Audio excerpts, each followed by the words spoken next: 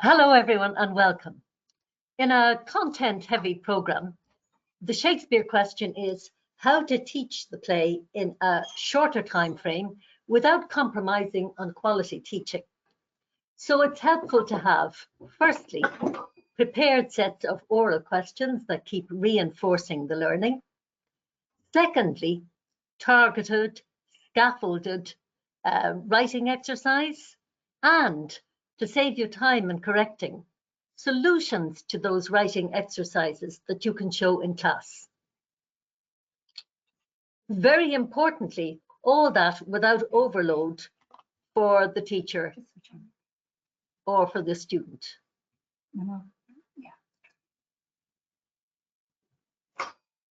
Are we good to go? Yeah. And I'm not talking about reducing the play to a few key moments. My approach is to give students a very clear picture of the story as a whole, but with a heightened knowledge of moments of intense drama, those moments when Shakespeare was writing with massive confidence, with powerful language, and with incredible insight into the minds and hearts of his characters. And of course, to show students how to imagine stunning stagecraft in those moments. So in this webinar, we will firstly simplify the text for struggling students. Secondly, keep the middle ground engaged with easy to tackle, quick to correct, scaffolded writing exercises. Thirdly, teach key moments so comprehensively that higher level students will write distinction exam answers.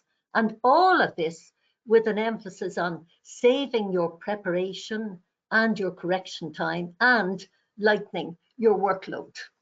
The webinar will also give the skill of visual revision, how to support learning beyond writing exercises to prepared solutions that you can show on screen in class, saving you time on correction without taking up copies.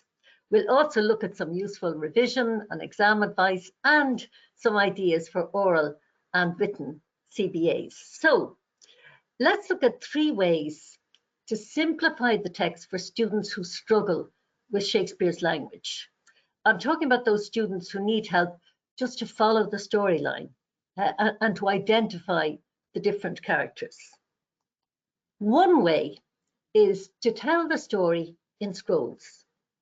Where language is a challenge for a student, simplify the plot alongside the script to tell the student just what's happening. For example, help students to grasp, those twists and turns in the story as Portia swoops down on Shylock in the trial scene. Let me show you how this would look in the moment when Portia keeps forcing Shylock to repeat the terms of the bond. Those top 2 scrolls tell students that Shylock is getting more and more excited, and he's so delighted that he keeps complimenting Portia, the lawyer, calling her noble and upright judge, noble judge.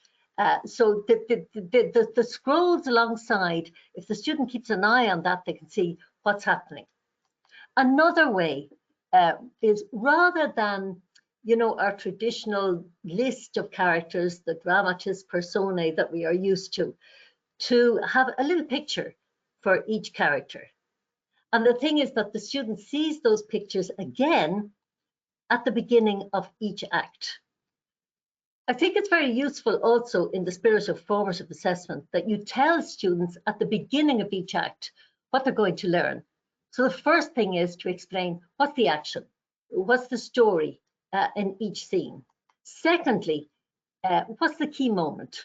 So what I've done is to have one key moment in each act. I think it's very good to set up a pattern because pattern helps learning. And in fact, The Merchant of Venice lends itself so easily to one key moment, one really dramatic point in each act. Thirdly, tell the student what they're going to learn. For example, in the Act 1, they're going to learn about conflict. They're going to learn what is a stage set. They're going to learn about backdrop. They're going to learn about how costume creates character.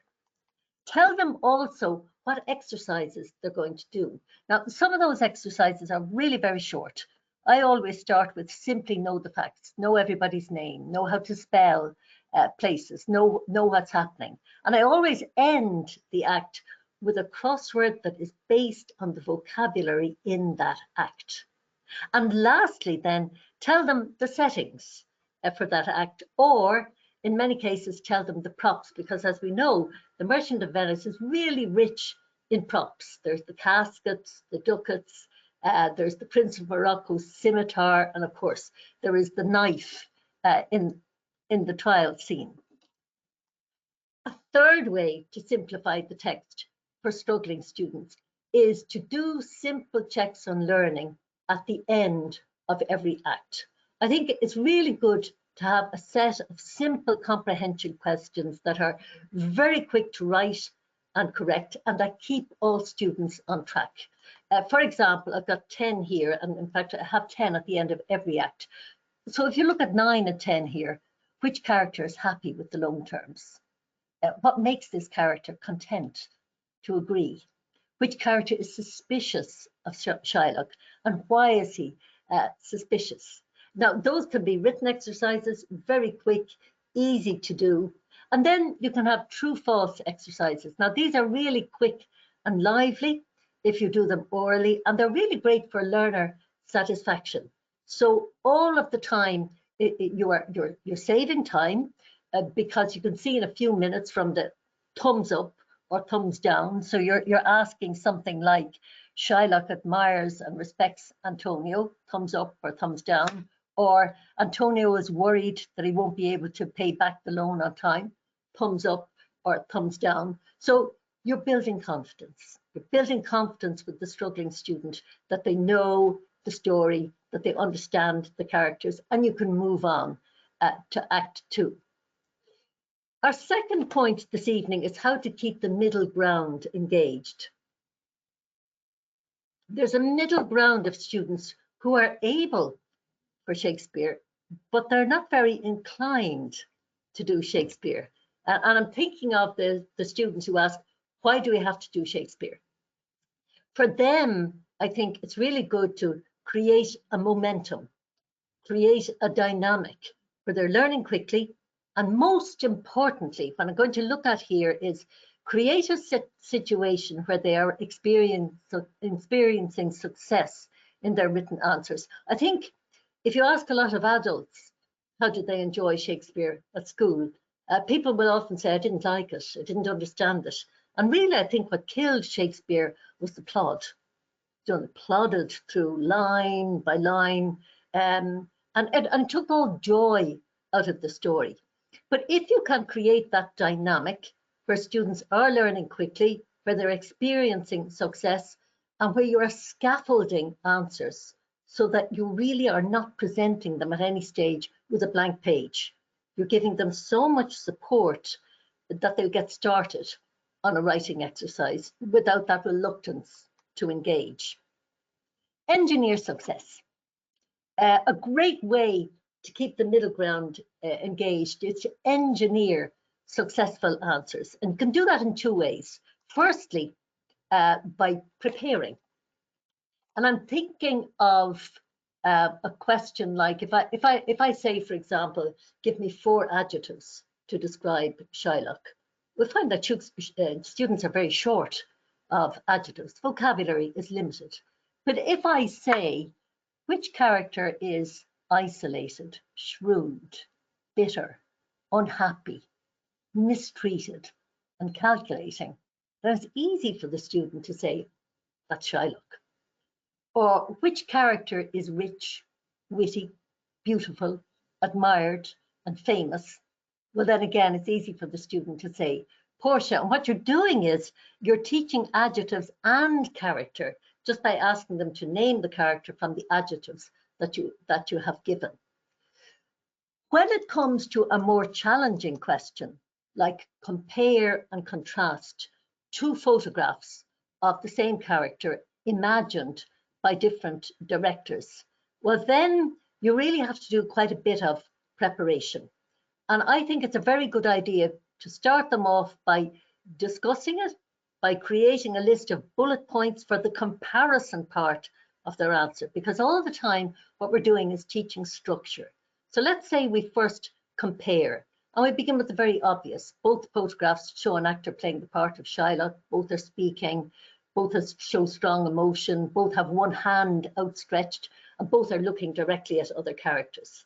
And when it comes then to the contrast part, give a grid. Students who don't write a paragraph are quite willing to fill in a box. So if we give headings for these two photographs, like costume, very obvious contrast, hand gestures, there are two hand gestures, but one of them is angry and one of them is pleading. Facial expressions and the emotions, you know, of anger in one, with beseeching and pleading in another. And those short phrases can then become paragraphs, because students are so unwilling sometimes to engage with a blank page. Another way of keeping the middle ground engaged, apart from the preparing and the scaffolding, is to teach concepts. And there's a lovely alliteration in this concept that we often teach, that costume creates character. And if we look at examples, let's take two examples of different directors. The one on the left there is Rupert Gould, who produced A Merchant of Venice, where Portia and Nerissa were Las Vegas casino showgirls. And then we have a film in which Portia and Nerissa were Renaissance, aristocratic, dignified, beautifully dressed, elegant ladies. But again, what we have to do is give the bones of structured answer, a structured answer, by giving headings. So we've got dress and fabrics. We've got, imagine the shoes they might be wearing. We've got jewelry and hairstyles. And again, we've got the impression that is created by posture. Now, something like posture is not an easy concept for students. So I mentioned at the beginning that it's really good to save time rather than plodding along, trying to draw. Sometimes you feel like you're pulling teeth, but show some sample answers. For example, take the dresses and fabrics. And what you're doing is teaching students that looking at dresses, let's look, well, on the left we have cotton dresses, we have short skirts, we have little neckties, we have little bows. And on the right, we have different kinds of fabrics, the kind of fabrics that Antonio imports, luxury silks, satins, velvet. We have lovely necklines, we've got beautiful jewelry. Now, I mentioned posture.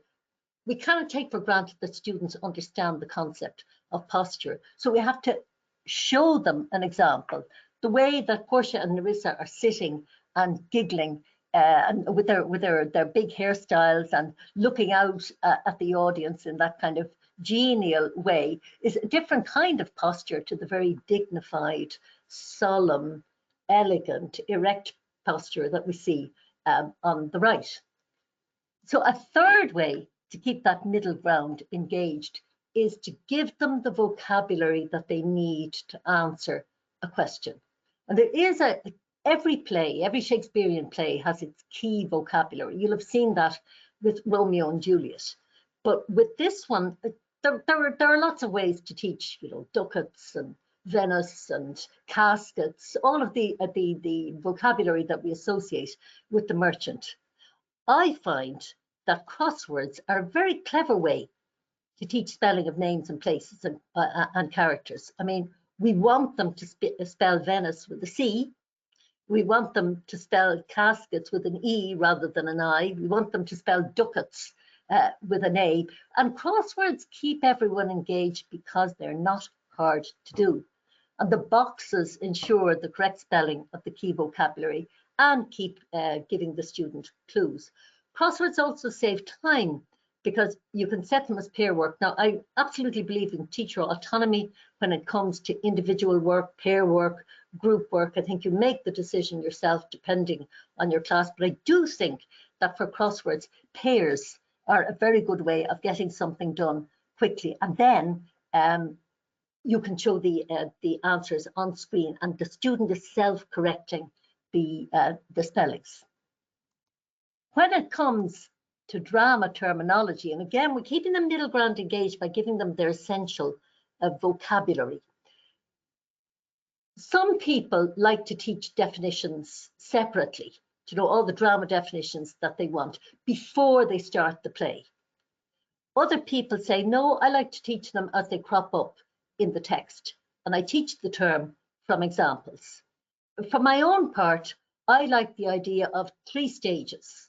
The first stage is I give a glossary, and I'll show you this a little bit later. I give a glossary with a general definition of every term that they will meet in this particular play. And the glossary is very particular to this play, and that then can be used as a reference point.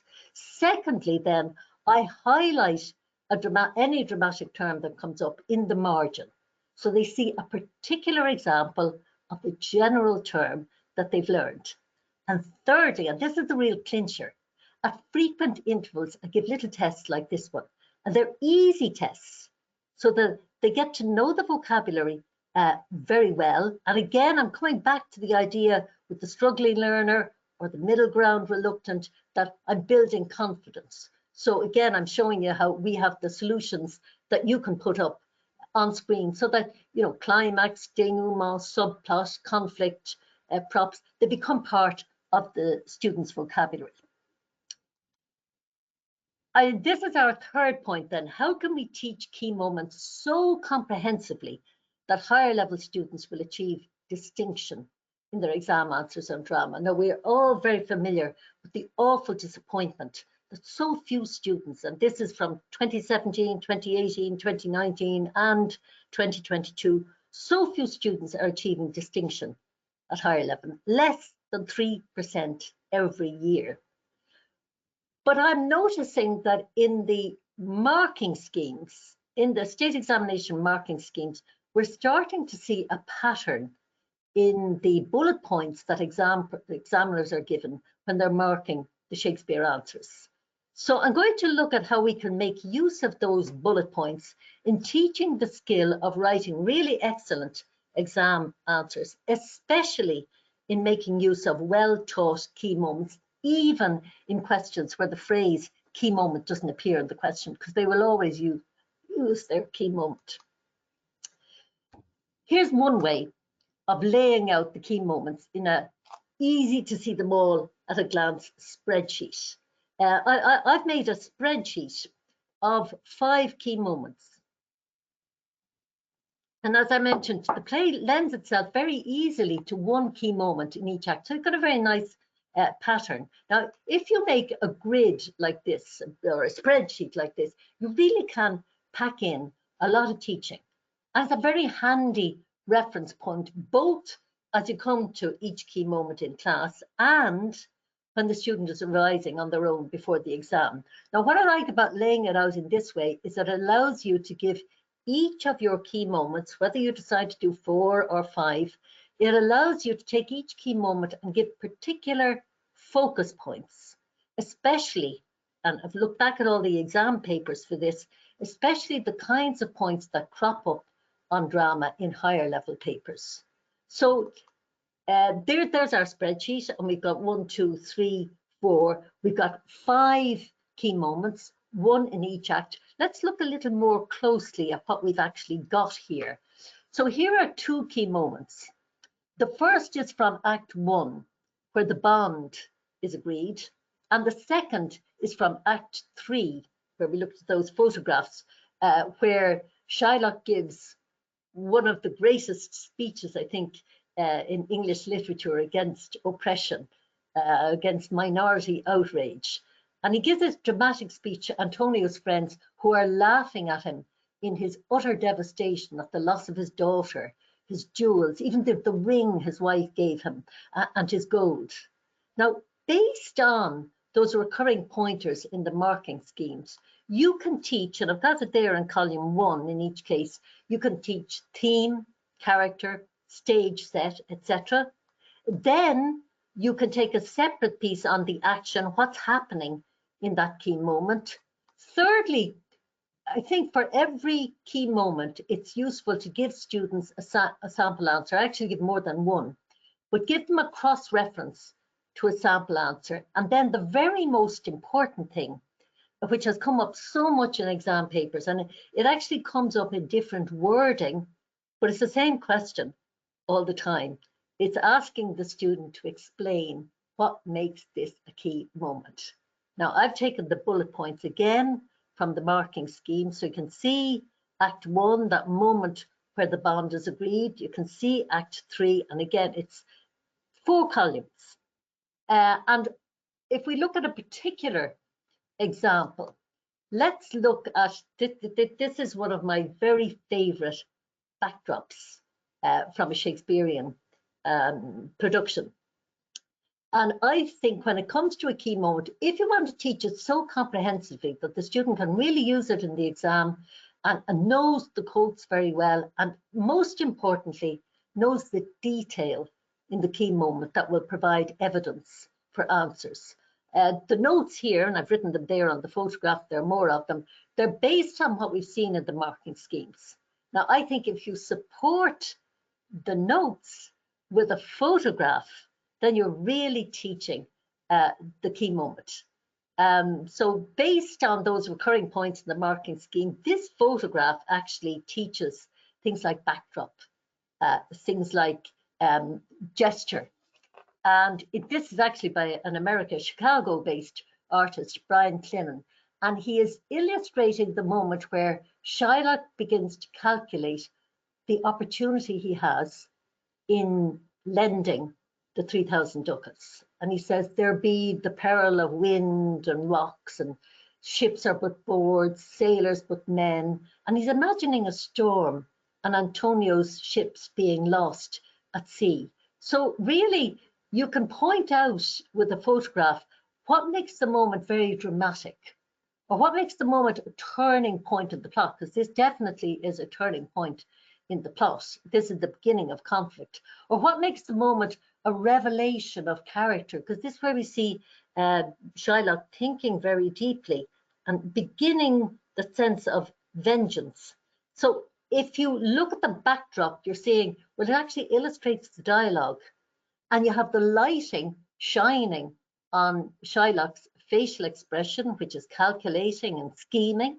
And this is the beginning of conflict in the play. Now, you can then point out that the director, and particularly the lighting director, have moved Antonio and Bassanio into the shadows, indicating that something sinister is happening here. So many exam questions have been about 2 things you would do to make a scene more dramatic on stage. That's quite difficult for a student unless you show a photograph that illustrates the moment. And if you annotate the photograph, then you can show things like what I have at the bottom of the photograph there, that this backdrop teaches foreshadowing.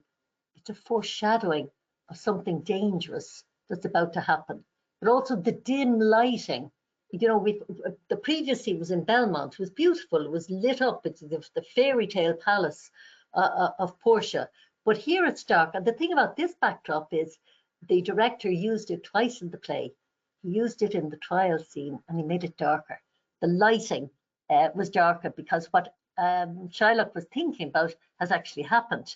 He has Antonio on the hip because the ships have not come home safely. And after that, then you can set an exercise based on the discussion that you had in class about the backdrop, the notes, and the photograph.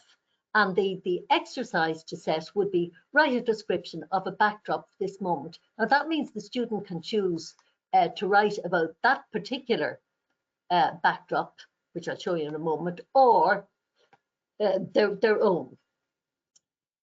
I mentioned that you can teach key moments comprehensively, giving each key moment a particular focus point, especially the kinds of points that crop up in drama questions at higher level. So in this key moment, which is the arrival of the Prince of Morocco, it's a small moment, but there's great teaching in it. You can teach how a minor character can heighten the drama, but you can also teach stagecraft, and it's a really good one for teaching use of color. It's a really good one for teaching different kinds of lighting. It's not enough just to teach lighting, but let's teach students uplighting, which we've got here. Let's teach the student flood lighting, which we've got here, and of course colour and costume. And having done that, you can go on then to scaffold the student's answer about the impression of the Prince of Morocco by giving them that vocabulary, because we hear time and time and again from examiners, the use of correct terminology is highly rewarded in higher level answers. Now that applies to every genre. It applies to film, it applies to novel, it applies to poetry. It particularly applies in Shakespeare. So there we got a question on the Prince of Morocco. It's been prepared with the photographs, and then when it comes to the exercise, again, I give the students vocabulary so that they use terms like sound effect and imagery, and of course they mentioned the prop, that famous scimitar used by the Prince of Morocco. It's very important also that we give students model answers that teach, a series of 3 short paragraphs. Students do not have time in a 2-hour exam to go rambling on. And also they've got the physical parameters on the script, the exam script. Teach them things like 3 short paragraphs and the use of quotes to back up points. And this is an example of an answer on describing a backdrop for this moment. And this student has used the backdrop in the photograph, the Brian Clinton one showing the ship on the stormy sea. So in each paragraph, very short paragraphs with good leader sentence, good example of evidence backing up the text, and then good examples of how the student can point out there are black and purple storm clouds, and that this all creates a dramatic atmosphere, particularly with the lighting. Teaching key moments comprehensively means giving students a glossary. Now, I mentioned how important the drama terms are, and I showed you already an example of a short cloze test testing the dramatic terms. But there comes a point, when you finish the play, when you really want the students to know all of the terms. You remember, was it 2018, the term aside came up and so many students didn't know what an aside was. So I like to give an A to Z. Actually, it's an A to T because tragicomedy is the last one for The Merchant of Venice. But starting with aside, going on to background and climax and comedies and conflict, teach all of the general terms, and having done that, then test the terms to reinforce the learning. So we're all the time in the best spirit of formative assessment, teaching and testing.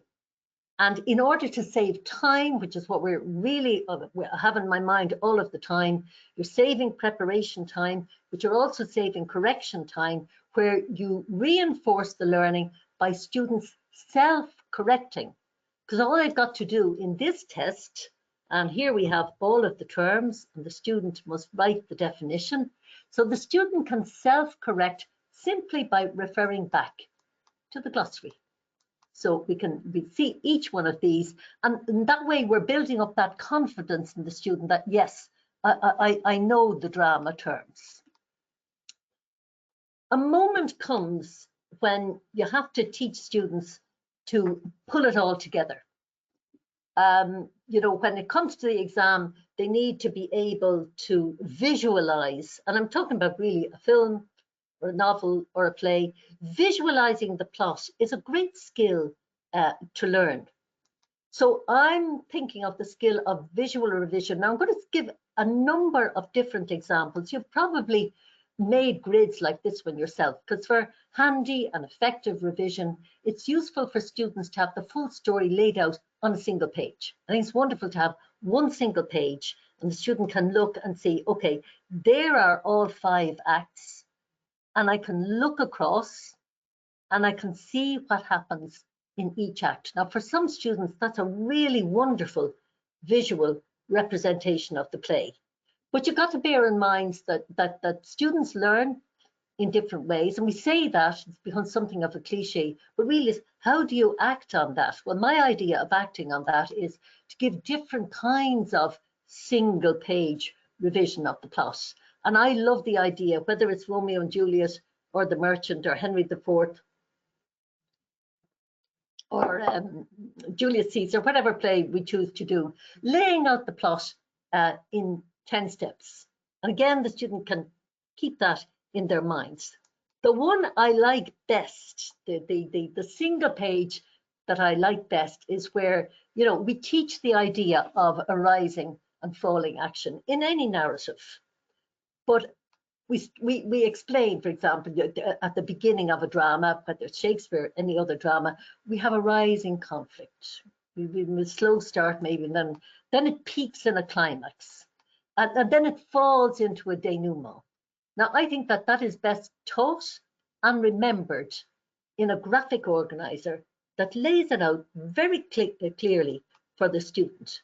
So I've laid it out here in your kind of rising hill. So you can see it starts down there in Act 1 with the first point of conflict, you know, where you saw that backdrop, where Shylock and Antonio strike the bond. But even as they're striking the bond, you can see the conflict between Jew and Christian, but particularly between two personalities like Antonio and Shylock. And then we go into Act 2, and we have the love plot. We have the subplot of Jessica eloping with Lorenzo. We got the Prince of Morocco choosing gold. We got the Prince of Aragon choosing silver. Now, in Act 3, as happens in most Shakespeare plays, the conflict really intensifies. And the moment of real intensity is that key moment that I showed you in Act 3, where Antonio's friends laugh at Shylock's moment of greatest loss, his absolute devastation, his humiliation that his daughter has run away, taking the gold with her. But Shakespeare manages to keep the bond plot and the money plot going together. We've got Bassanio choosing the casket, and then rising suspense into Act 4. So get into Act 4 and we get Portia's wonderful mercy speech, which I wish I had some time to talk about, but you know it yourself. But the climax of the play, and it's a wonderful climax in this play because it's just 3 words: carry a little. This bond doth give thee here no jot of blood. And from that point on, we have a falling action. We have Shylock's defeat and humiliation. And then the play turns away from tragedy to romance. So Act 5 is a the comic scene about the rings and the mood changing back to romance. And this is how we have a tragicomedy. I mentioned that there are different ways of revising. I love the idea, but particularly with this play, because it is a play that lends itself to very spectacular production and stagecraft. So these photographs are taken from productions from Singapore to Shanghai to New Zealand to Stratford-on-Avon, Chicago, whatever. But you can revise the play in photographs. What can you see in those photographs? You can see evil. You can see B, there's skullduggery. You can see control in Jessica and Shylock. You can see the disappointment of the Prince of Morocco and the skull. You can see the danger in the court scene. You can see this lovely moonlit romance of Lorenzo and Jessica in that lovely Shanghai production. And you can see the outrage of Shylock. So it's a great way to revise the play. And what I think is really good is, as you look at the questions, ask some very simple questions. The simple: who's that? What's happening here? When was that? And where did it happen? And students will recall from the question. Again, we're taking the plot out of it. We're creating that dynamic momentum as we go along. In the post-Christmas phase then, in 3rd year, you have to turn your attention to very practical exam advice, particularly because students now in the junior cycle final exam have to showcase what they know in a 2-hour exam. And that really takes quite a lot of skill. So there are skills for exam success that are to be taught. So I think this is where, you know, you could spend a lot of time preparing things. I've tried to cut down on the preparation by giving quite a lot of sample answers, but always I give examiners comments, because what we're trying to do, if you remember, was raise the quality of exam answers at both higher and ordinary level. So if you show, and here I've taken the junior cycle examination 2019, this was a higher level question. And I've shown you there the marking scheme pointers that were given to examiners. It was to outline a key moment when a character expresses a strong view. It was made for Merchant of Venice. You know, it could be Shylock's speech, it could be Portia's Mercy speech. Explain how this heightened the drama. Whenever there's a how, that's very difficult for students. So look at the pointers that were given to the examiners. The character reveals inner thoughts, airs strong emotions. There are conflicting views. There's tension and suspense. It should explain how the drama is heightened. Now, what I have done here is to save teacher time writing the same comments in copies over and over in individual copies for individual students. So I think if you show on screen one really good answer with the examiner's comments alongside, that teaches more than 100 comments and corrections that sometimes your student won't bother to read. But in this, and they have lots more, like the 202 higher level and ordinary level exam papers have sample answers also. But in this one, you know, look at paragraph 1. We're asking the students to focus on the words of the question and to explain to the examiner how the question is going to be answered. And by the end, then, you know, all the development in the middle and what is rewarded by the examiner. The students can learn so much by going down through that. So that's saving you the time in writing all those comments individually on student copies. And the last paragraph should be an excellent use of quotation. And it should bring a conclusion that summarizes everything that has been said in the question. So lots of sample answers with examiner's comments prepared for you, and that saves preparation time, but it also saves correction time. The Merchant also, I think, more than Romeo and Juliet. I know one teacher said to me recently, we're in mourning for Romeo and Juliet. But to my mind, when it comes to CBAs, both the oral and the collection of texts, the Merchant presents fabulous opportunities. For example, you can imagine write an interview. If you did, and I think I did something similar, in fact, for Romeo and Juliet, write an interview for a celebrity gossip magazine telling readers about a fabulously expensive wedding, which is being planned by a celebrity couple, Portia and Bassanio. Going to be a spectacular event, no expense spared, so use your imagination. Now, students will use their imagination, but again, I come back to the point that I often come back to, and that is that students' vocabulary can be lacking. And asking students to start interviews and questions on a blank page, you know, you get that reluctance. So give the scaffolding, give vocabulary like rosebuds and heartwarming and dazzling and designer labels and a diamond and sapphire ring and lily of the valley bouquets and Portia as a style goddess and glittering and global success and paparazzi, all of these. Give the vocabulary, but you can do a wonderful interview in celebrity magazine style. Likewise, it lends itself to a news broadcast because it is an action-packed play.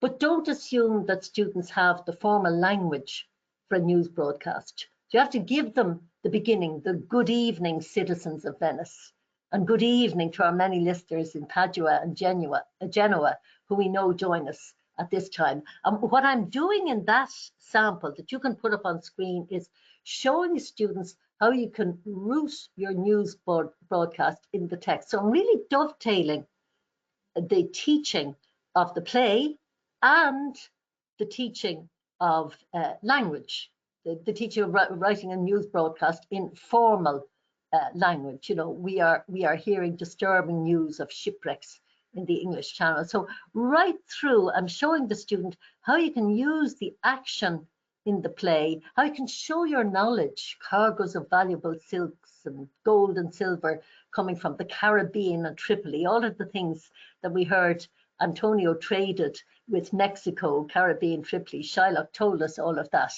And then we can refer to the large quantity of golden ducats stolen from Mr. Shylock's home. We can refer to the annual masque, and we can talk about a bizarre bond. So I'm giving students the vocabulary for the play. So Don't assume vocabulary, show them how to broadcast the text of the play. So dovetail your teaching. Again, you're saving time in the overall.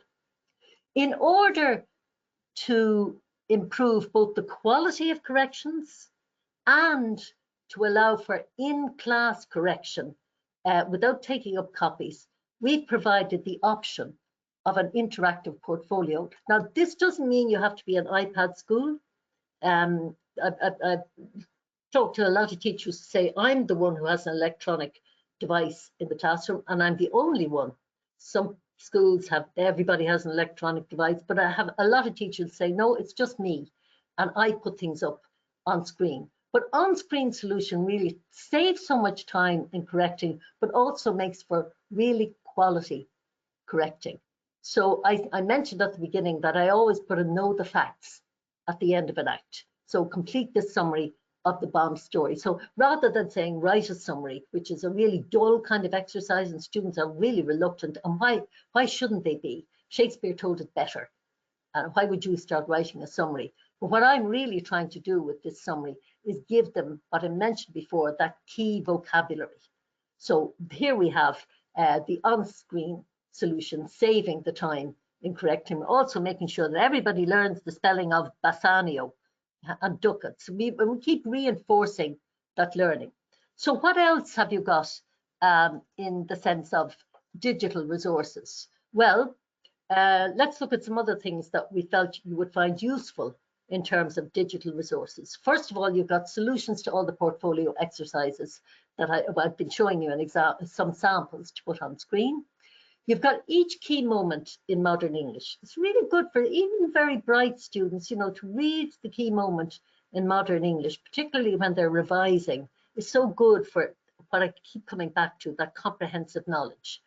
We also give a scheme of work, beginning with the first class, in which you talk about the title of the story. You know, it's very strange. Everyone remembers Shylock, but the title is The Merchant of Venice.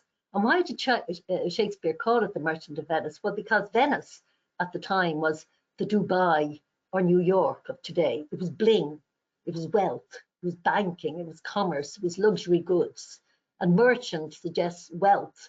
So it's very attractive to his London audience, and it's worthwhile teasing that out with students, because really it's what I said at the beginning, you're trying to create enthusiasm for the play. So we give a week by week, there are just 3 pages there, but actually we give 5 pages until you reach the last item, which is the student's personal revision plan. I was thinking of when the student is on their own, you know, in the nights before the exam. And finally, drama in education techniques. The point of drama in education techniques is firstly to engage students. You know, I said we were looking for ways to engage not only the middle ground, but, you know, the struggling student, the very bright student, especially at any point when you may have been doing a lot of reading or just viewing and you want to liven up the class with more active engagement to get people on their feet. But the benefits in terms of the terminal written exam is that these techniques really deepen students' understanding of the play and characters. They deepen their thinking, they think harder. So what we get in the outcome is that they write more thoughtful, higher order answers on characters or themes in the play. Now, I've just taken one example here, there are lots of them, but take the example of a walking debate. It's a simple kind of drama and education technique. It only requires students to stand at different sides of the classroom. It makes for a very lively debate, and it also makes students think. Now, I took Jessica because she's one of the youngest characters in the play, and a lot of teachers have said to me that their students really connected with Jessica and that some of them really disliked her. They disliked what she had done in the play, you know, and her relationship with her father is a subplot. It's a shadow of Portia's domineering father, but it's a very interesting story in its own right, you know, because you might wonder about her prospects of happiness with gold digger, man about town, Lorenzo. But walking debate shows students how to deal with the conflict in a play, or maybe to single out one character and describe their response to that character. Jessica's a good one to take because she only speaks 86 lines in the play. In contrast, Portia speaks 588 lines. Shylock speaks 355. So it's very good to think of a minor character. So everyone stands in position, you know, saying Jessica was right or was not right to elope with Lorenzo. And then the teacher points to individual students and say, why did you say she was right? Why did you say she was wrong? Students listen very carefully, and if they hear something persuasive, they might move gradually to the other side. So in the end, you got great understanding of her character and her decision. So we started out by saying that this webinar would cut your preparation and correction time. So I've given a lot of material, both for the book where you're preparing answers, and then I always scaffold the answer in some way in the portfolio. So cutting your prep and time by giving that scaffolding, also cutting your correction time by giving solutions, and you can go online for those solutions. I said that we would help to assist struggling students with the language of the play and the 3 ways of doing that. I said that we would look at different ways, and again we looked at 3 different ways of keeping the middle ground engaged, and very importantly for higher level students, teach key moments so comprehensively that students would get that magic 38 out of 40 or 19 out of 20 in their drama answers. So I gave you also some ideas for CBAs and some ways to revise, and a selection of our digital resources, including sample answers from the final exam. So I hope you've enjoyed the presentation. I hope you've got something from it and you have found it useful, that it's fulfilled your expectations. So it only remains for me to thank you very much for so many of you registering for tonight and for the pleasure of your company. And it's up to you now if there are any questions. Absolutely. Pauline, thanks so much for that. Absolutely fantastic. Now, I am aware of the time, so we are running on, and I want to make sure people get off at a good time here. But there is a couple of questions. So we've had many questions through the course, and we've tried to group them together to make sure that we're covering as much as we can.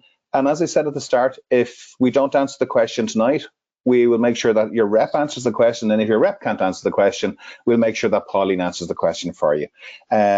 So Pauline, there's a couple here that I think, a couple of the main ones. And I know you touched off it during the presentation, but to maybe just drive it home a little bit more, really a lot of people were asking, how many key moments do you think they need to do? Yes, it's the question that crops up so often. And, you know, in some ways it depends on the play. I think I said that I really do think that The Merchant of Venice lends itself so comfortably with 5 key moments. Now, some people would say I do 4. And look, you judge your own class. If you think 4 is enough and that's as much as they can handle, 4 is fine. 3, I think, is cutting it a little bit fine because, you know, the questions and the exam, they come from unexpected angles. And as I mentioned with that spreadsheet of the key moments, I give a particular focus in each key moment. You know, sometimes it's on stagecraft, sometimes it's on character, sometimes it's on theme or conflict, you know, all of the things that come up in the exams. But I think anything more than 5 is overkill. You know, because you, as I say, you want them to know the key moments really well, and you want them to know the quotes. And as I said before, you know, sometimes people are critical of key moments, but I think we have always said there are certain moments, as I said at the beginning, of really intense drama where I think Shakespeare was on a roll, where he really was writing with massive confidence, where the language is stunning, where there's incredible possibilities for stagecraft, but mostly that he writes with such understanding of the human heart and the human mind. And I think to teach key moments, teach really good key moments, just makes the play so memorable for students. And it's also a very practical thing to do in preparation for the exam. But I do, in everything that I've shown here, give the student a very full picture of the whole story. That's why I mentioned the visual revision and the single page. to show the full story. They have to have that sense of the whole story, but then that really intense knowledge. It's a bit like, I suppose, you know, if a doctor wants to know what's wrong with you, they don't need to draw a pint of blood. They take one No. little sample and they get a lot from that. And that's really what a key moment is. Brilliant, brilliant. There is a couple of people asking how much the book is. I can answer that one. It's $12.95, so it's very well priced. That's for the book and the portfolio book. But just to let everybody know out there as well, so between now and the 31st of March, so before Easter, we're doing a class set offer, and we're reducing the price to €10 for class sets. So it's almost a 30% discount on the book itself for class sets, and you can get that through your rep. You have to get that through a rep. It won't be in bookshops or whatever. So contact your local rep if you need. Really, really good offer on the books up until the 31st of March. I have time for just one more question, Pauline, and I think it's a big one because it's, again, it was asked by quite a few people, but I think Grania probably put this, won't give any second names, but probably put it best when she said, how do you cope with do we have to do Shakespeare negative attitude before you even start to play? I've heard of situations where even parents would say, why are you forcing my son or my daughter to do Shakespeare? Because they didn't like it themselves. And really, I think when I said what I think killed Shakespeare a lot was the plot. The plodding through every line. So the story was lost, the drama, the great drama of it was lost. I really think creating that dynamic momentum where the student, you know, like I said, with the true false answers, now you have to keep students feeling, I'm actually good at this. At the end of every act, when she does the comprehension questions or the true or false, I get them right, or most of them right. And also in the portfolio, I really made great effort in the portfolio, you know, with all those grids, to make sure that no student is looking at a blank page and thinking, I can't do this, it's Shakespeare, it's too difficult. My idea is that we make Shakespeare accessible for everyone by, you know, the engineering of success, by giving prompts so that the student has to be able to write a phrase, a word, and I can build on that to make little structured paragraphs. And in the solutions that I show in class, I can show them, you know, little series, just short paragraphs, and every paragraph having a point. And I really think it's a building of confidence so that students are able to say, actually, Shakespeare's not that difficult. You know, I mean, I did the, you know, the test on the glossary, and I got 9 out of 10 right. Or maybe some students are going to say I got 6 out of 10 right. But you have to keep people feeling, I'm actually good at this, and dynamic momentum, not plod.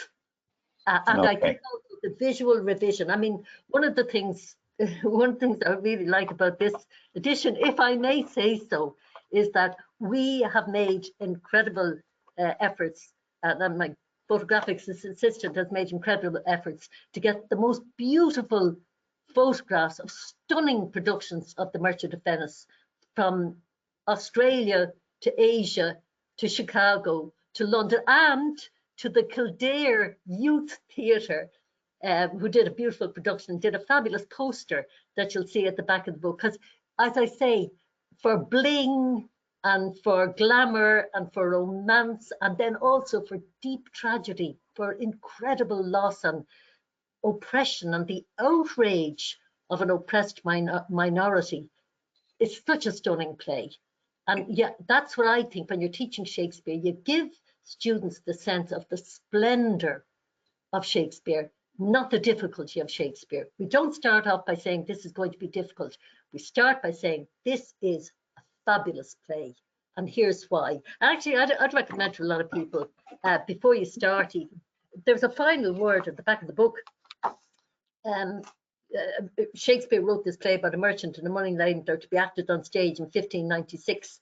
And it's just a little word about the story, because in the end, it's the telling of a story. Shakespeare was a great storyteller, and give the student the sense that they are looking at an iconic story, that they're looking at iconic characters, and that in the hands of really good directors, this is something splendid to behold. Brilliant. Pauline, listen, thanks very much. We're gonna leave the questions at that for now, and I'm just gonna thank everybody. Thank yourself for a start, for a wonderful presentation. I'm sure a lot of people got a lot. We've had an unbelievable turnout tonight, which is absolutely, and everyone is still here listening to you, so it's fantastic. Just to let everybody know. I've got a lot of texts and emails, people saying, I'm delighted to see that this is coming up. And I really appreciate that, because nothing is people, I can imagine you all, and that's very important to me. Great. And it has been fantastic. And as I said, just to let everybody know that over the next couple of days, we will be sending you all a link to this presentation. So by all means, send it to your colleagues. More than happy for you to do so. If you wish, we'll also send you a selection of Pauline's sample answers, which I think you'll find really, really handy as well, which is great. And we'll also let you know about the 5 winners of the spot prizes. So best of luck to all of you out there. And there's nothing left for me to say, but Pauline, thank you so much. And thank you everybody for joining us. On behalf of myself and all of the team here at Gill, thanks so much for tonight, and thanks for joining us. Have a good night. Good night.